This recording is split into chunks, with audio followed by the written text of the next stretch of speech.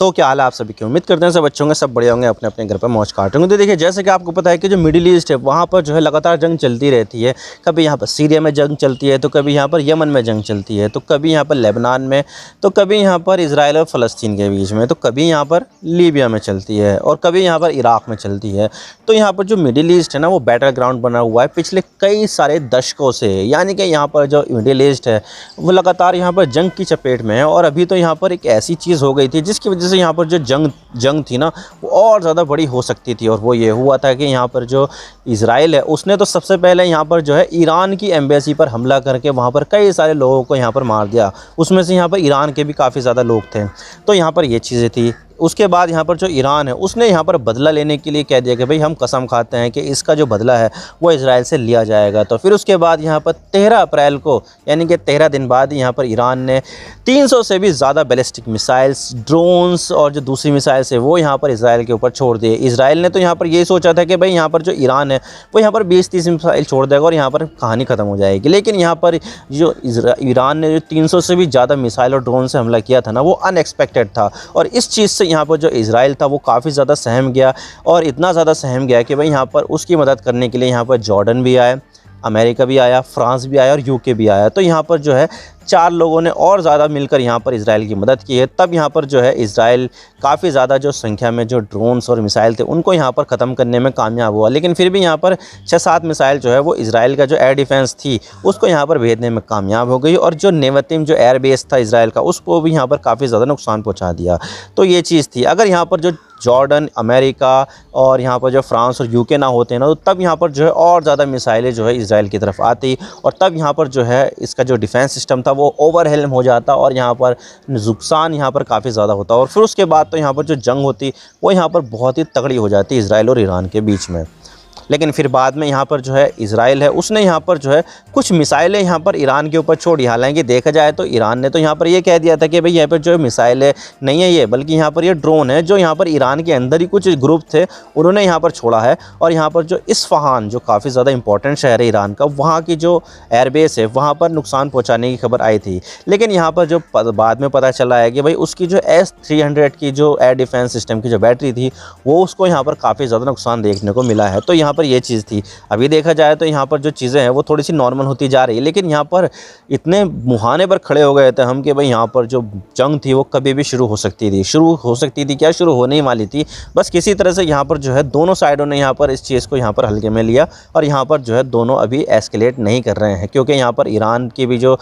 हालत है वो सही नहीं है और जो इजराइल है वो भी यहाँ पर जो है लेबनान की तरफ भी उलझा हुआ है और जो गाज़ा है वहाँ पर भी उलझा हुआ है। तो यहाँ पर जो दोनों देश है वो यहाँ पर अभी जंग को अफोर्ड कर ही नहीं सकते। तो इसी वजह से यहाँ पर दोनों जो देश है वो यहाँ पर जंग पे जा ही नहीं रहे हैं। लेकिन यहाँ पर इसी चीज़ को देखते हुए यहाँ पर जो ईरान है उसकी जो वल्नरेबिलिटी है वो सामने आई। और वो वल्नरेबिलिटी थी वो ये थी कि भाई यहाँ पर जो ईरान का जो एयर डिफेंस सिस्टम था वो यहाँ पर फेल कर दिया है। जब यहाँ पर इजराइल ने यहाँ पर अटैक किया ना मिसाइल से, तो यहाँ पर ईरान का जो एयर डिफेंस सिस्टम था उसको यहाँ पर काफ़ी ज़्यादा नुकसान पहुँचा। किसी भी यहाँ पर मिसाइल को यहाँ पर रोकने में कामयाब हो ही नहीं पाया, जिसकी वजह से यहाँ पर जो है ईरान की वल्नरेबिलिटी सामने आई है। और इसी चीज़ को देखते हुए यहाँ पर जो ईरान है उसने अपना एक नया एयर डिफेंस सिस्टम बावार 373 को यहाँ पर अनवील कर दिया है। और यहाँ पर ये बताया जा रहा है कि जो बावार 373 है ना, वो यहाँ पर रशिया का S-300 से भी ज़्यादा ख़तरनाक है और उससे भी ज़्यादा एक्यूरेट है। और इसके अलावा यहाँ पर जो US का जो पैट्रियट डिफेंस सिस्टम है उसकी टक्कर का यहाँ पर जो एयर डिफेंस सिस्टम है वो यहाँ पर ईरान ने बना दिया है। अब देखिए यहाँ पर जो चीज़ें है वो यहाँ पर ये भी बताई जा रही है कि जो बावार 373 एयर डिफेंस सिस्टम है ना,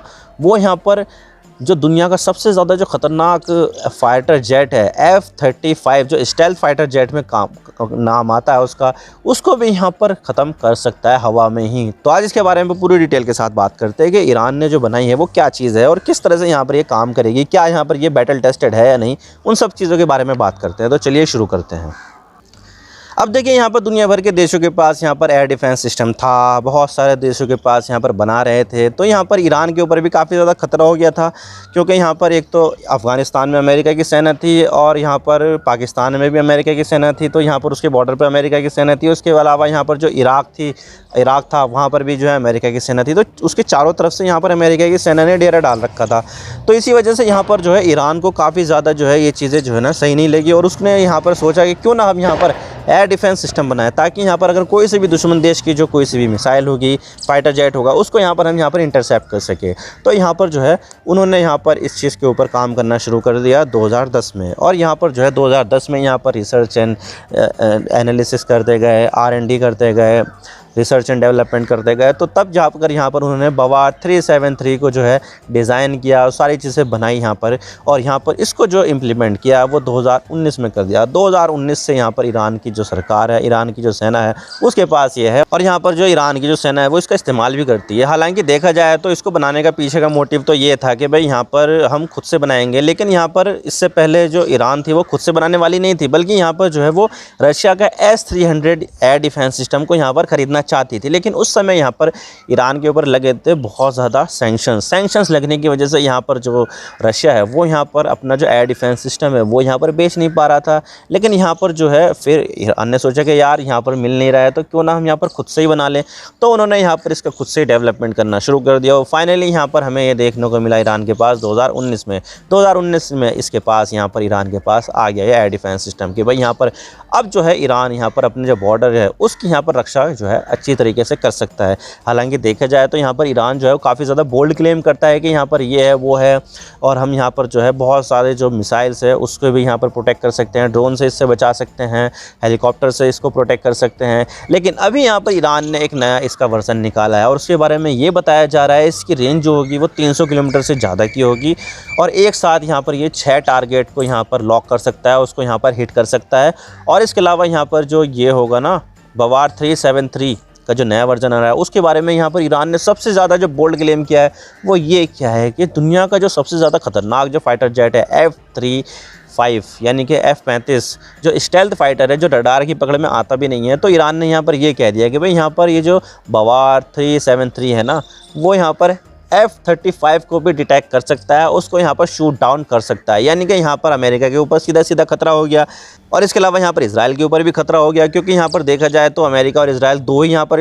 ईरान के सबसे बड़े दुश्मन हैं, और दोनों ही के पास यहाँ पर जो F-35 है वो यहाँ पर मिलेंगे। तो यहाँ पर इस चीज़ से यहाँ पर कहीं ना कहीं अमेरिका और इजराइल को यहाँ पर काफ़ी ज़्यादा खतरा है, क्योंकि यहाँ पर अब ईरान के पास इस तरह की जो टेक्नोलॉजी वो आ गई है कि भाई स्टेल्थ फाइटर जेट को भी यहाँ पर वो डिटेक्ट कर सकता है। और इसकी जो डिज़ाइनिंग है ना वो भी यहाँ पर S-300 को देख कर ही की गई है, क्योंकि देखा जाए तो यहाँ पर सैंक्शंस तो लग गए थे ईरान के ऊपर, लेकिन फिर बाद में यहाँ पर किसी तरह से यहाँ पर जो रशिया है वो यहाँ पर मैनेज कर पाया, और यहाँ पर जो S-300 है वो यहाँ पर ईरान को बेच भी पाया था। तो यहाँ पर उसके पास S-300 आ गए थे। तो यहाँ पर जो चीज़ें हैं वो यहाँ पर बवार 373 जो है ना वो यहाँ पर रशिया के S-300 के ऊपर ही बनाई गई है। और जैसे कि उसमें यहाँ पर जो है कमांड सेंटर है, डिटेक्शन रडार है, एंगेजमेंट रडार है और लॉन्चर्स है। ठीक इसी तरह से यहाँ पर जो बवार 373 है ना उसमें भी यहाँ पर डिटेक्शन रडार है कि भाई यहाँ पर कोई हेलीकॉप्टर तो नहीं जा रहा है, कोई ड्रोन तो नहीं आ रहा है, कोई फाइटर जेट तो नहीं आ रहा है, या फिर कोई जो मिसाइल है वो तो नहीं आ रही है, उसको पता लगाना। फिर उसके बाद यहाँ पर जो डाटा है वो यहाँ पर किसको देना, कमांड सेंटर को देना। कमांड सेंटर यहाँ पर जो है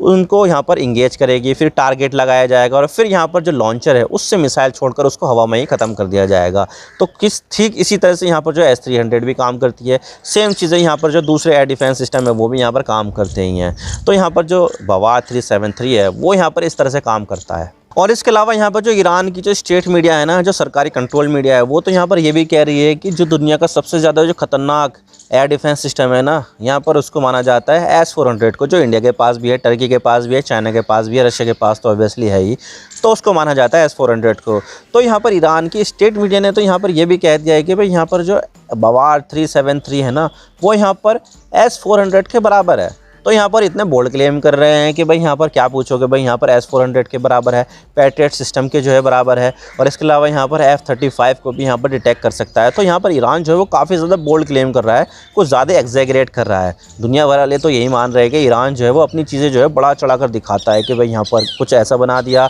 तो उन्होंने बोल दिया कि भाई यहाँ पर ये कर सकता है, वो कर सकता है, जबकि यहाँ पर उसकी कैपेबिलिटीज़ जो है इतनी होती नहीं है। तो यहाँ पर मीडिया वाले तो यही कहते हैं, जो खासकर जो वेस्टर्न मीडिया है वो यहाँ पर यही समझते हैं कि जो ईरान जो बोलता है उसमें उनकी बातों में कुछ दम होता नहीं है। हालांकि देखा जाए तो यहाँ पर दुनिया वाले और जो दूसरे जो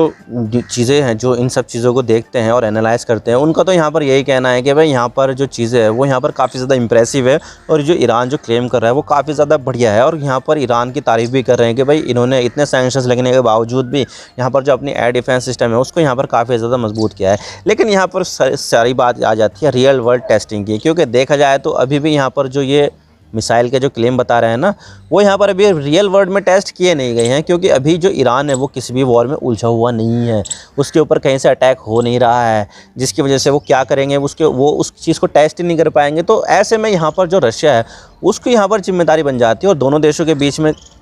तो ऐसे में जो रशिया है वो यहाँ पर जो है ईरान के काफ़ी ज़्यादा काम आ सकता है रियल वर्ल्ड टेस्टिंग के लिए, क्योंकि यहाँ पर ईरान जो है उसने काफ़ी ज़्यादा हथियार जो है वो यहाँ पर यूक्रेन के ऊपर टेस्ट करने के लिए रशिया को दिए हैं कि भाई यहाँ पर हमने नया हथियार बनाया है, तुम यहाँ पर इसका इस्तेमाल करो, यूक्रेन के ऊपर इस्तेमाल करो, ताकि इसकी जो कैपेबिलिटीज़ है वो यहाँ पर हमें पता चल जाए और रियल वर्ल्ड में भी ये टेस्ट हो जाए। जैसे कि शायद 136 जो ड्रोन था, शायद 136 ड्रोन, उसके बारे में यहाँ पर ये कहा जाता है कि बहुत ज़्यादा जो है संख्या में ईरान ने रशिया को बेचे हैं और अब तो यहाँ पर इसका प्रोडक्शन हाउस भी यहाँ पर रशिया में खुल गया है, जिसकी वजह से यहाँ पर लगातार इसको बनाता जा रहा है और उसको यहाँ पर इसकी जो टेक्नोलॉजी है वो भी काफ़ी ज़्यादा डेवलप कर रहा है, जिसकी वजह से यहाँ पर यूक्रेन है उसको यहाँ पर काफ़ी ज़्यादा नुकसान उठाना पड़ा है। तो यहाँ पर जो ईरान है उसने अपना शायद 136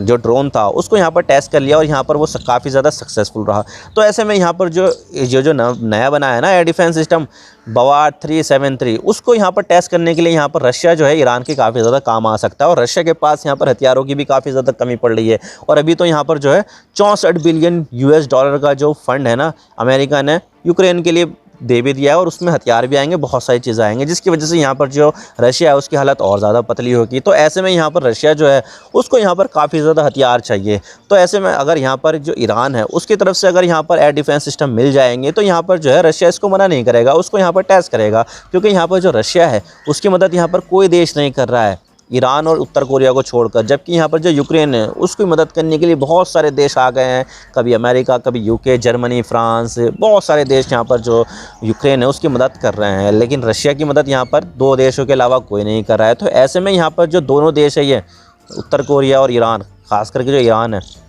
उसकी जो इम्पोर्टेंस है वो यहाँ पर रशिया को समझ में आ गई है और यहाँ पर जो भी चीज़ें होगी ना वो यहाँ पर ईरान के साथ कोलैबोरेशन में यहाँ पर कर लेगा और यहाँ पर जो रियल वर्ल्ड टेस्टिंग है ना वो भी यहाँ पर जो है यूक्रेन के वॉर में हो जाएगी। अब देखिए यहाँ पर इस बवार एयर डिफेंस सिस्टम से अगर किसी को सबसे ज़्यादा खतरा है तो वो यहाँ पर अमेरिका और इजराइल है, क्योंकि यहाँ पर देखा जाए तो दुनिया में दो देश है जो ईरान के सबसे बड़े दुश्मन हैं, एक तो है इजराइल और दूसरा है अमेरिका।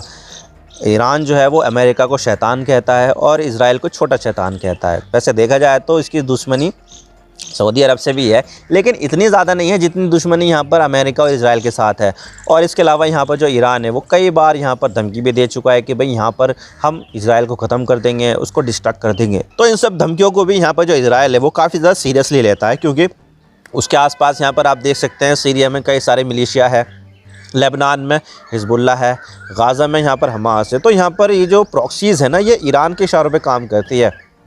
तो ईरान ने अगर यहाँ पर कुछ कह दिया तो वो यहाँ पर जो प्रॉक्सीज़ है वो यहाँ पर कर देती है। तो इस चीज़ को यहाँ पर जो इजराइल है वो काफ़ी ज़्यादा सीरियसली लेता है और उसका जो प्राइम दुश्मन है ना,